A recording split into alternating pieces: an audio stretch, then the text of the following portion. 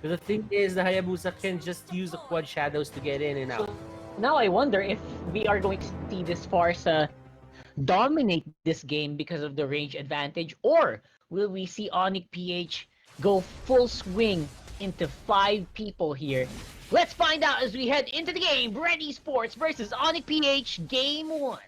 Okay, so I like the show tank or support that they're doing here. It's on Lusty side, so you know that it's gonna go for that concussive blast emblem. Mm-hmm. I actually like it because it gives an extra oomph to this show. That's right. Like Cho won't be getting the normal items that he uses. Like he won't be getting those Blade of Despairs or anything like that. But he will still get the extra help coming out of the Yeah, concussive there's blast. extra damage, but you also have to note that this show is going to be a little bit squishier than the show that we usually see, simply because it is on a mass setup, especially in the early game. Mm-hmm. Maybe later on they can compensate for it, but for now they will have to deal with just some really good picks. And so far, so good for both teams. They are not showing any big signs of weaknesses yet. And everyone, all the carries are getting the farm that they need. Mm-hmm. And speaking of weaknesses here for the side of BREN Esports, I just feel that as long as the lanes remain stagnant, nothing's happening in any of the sides here on the map. Like Yaknu will just be forcing out that those avarice procs to just get him the extra gold that he needs to go online early. Yeah, absolutely. Oh boy, Lusty almost got taken care of there. But Feathered Airstrike, good amount of damage. Carl Teasy cleans it up. And we'll be going for first blood on the few. I like the thing about Few here is just showing us how good is he in just calculating out the damage. He saw Jay, he just goes for the feathered airstrike, and he just called Kartzi and he just went, okay, finish it off. You got this. Yeah. That's actually pretty good because you also want to get few as much damage output as possible. Let's have a look at the Gillette instant replay there for Lusty. A pretty good bait, forcing Jay to go out of position. That's pretty smart. And then of course Carl Teasy, despite being the Hayabusa, just allowing few to pick that up. And that is the Gillette instant replay, the best a man can get, and shave the day. Yeah, shave the day. I kind of remember that. That was probably the best thing or the best hashtag that I heard earlier. Yep. But right now, Jay, it's here, and look at this. Oh my goodness, that dragon, Rawheart, that dragon. Yep, the dragon is real, a double for few, and they just keep going on and on and on. Flat Teasy and Carl Teasy, a great combo for invading the buff at this point of the game. Now it's gonna be BREN Esports with the ability to go straight into ONIC PH Mhm. for that turtle, but they will just take it slow and steady, knowing that the rest of ONIC PH might be starting to get in position. Now, Yuzhong there, just using the ultimate to get in the phases here on the side of Onyx PH. It was enough to force them back out, and it was enough for BREN Esports to get one kill out of it. And that says a lot. Yeah, it really does. It says a lot considering how how far ahead BREN Esports feels like right now. But the economy is showing something different. It's just 1.4k considering so many things that happened already. I wonder if BREN Esports is capitalizing well on the kill advantage that they have.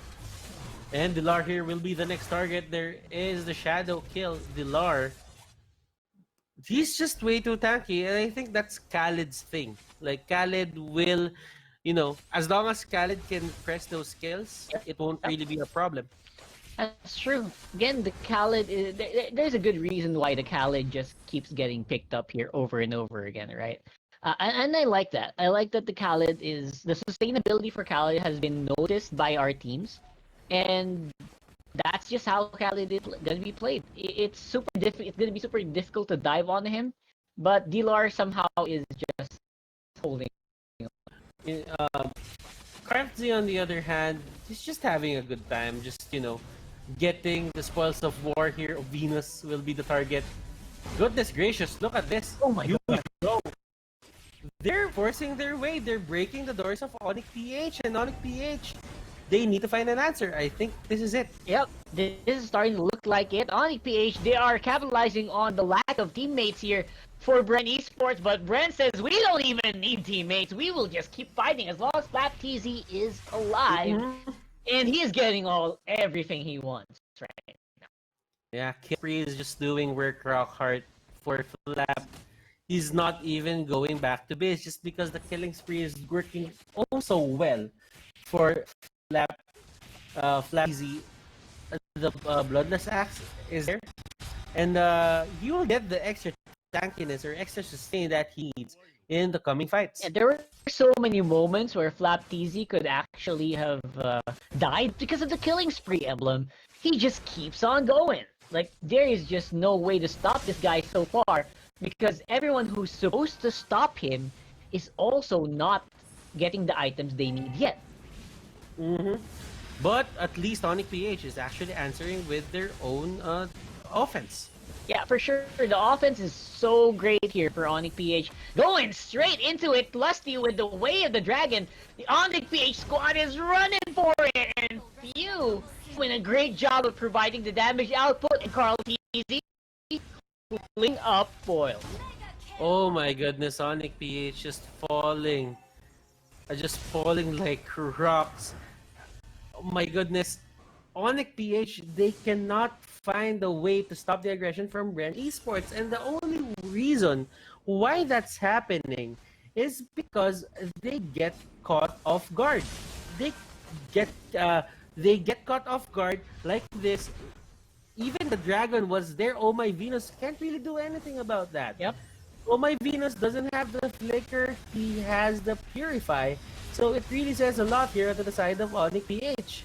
Yeah, Flap TZ didn't even need to go there. I mean, Carl TZ and Few already had that in the bag. That's how powerful the BREN Esports squad is right now. And now we are on a 9-1. Make that a 10-1 while I was talking about that. And Carl TZ out of nowhere picks up the Esmeralda. That is a big problem, but look at this. ONIC-PH, they still want to go for the fight here. And they are not stopping at all despite lower on the itemization priority.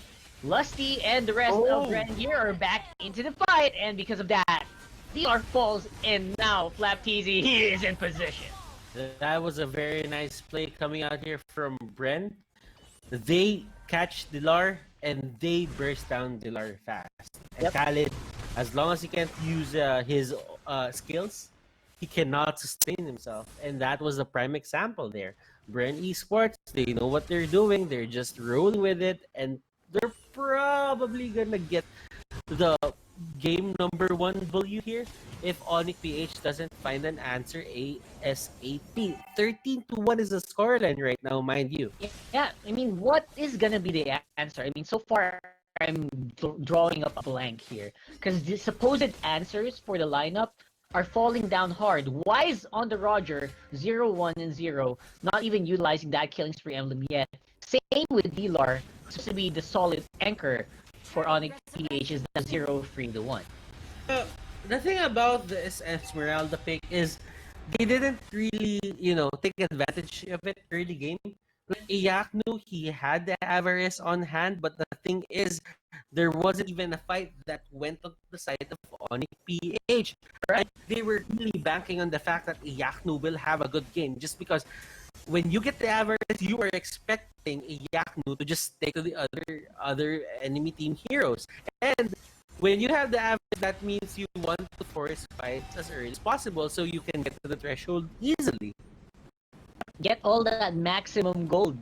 Sounds like a good deal, right? But like because of the lack of team fight capabilities of ONIC-PH so far, BREN Esports is running away with the map.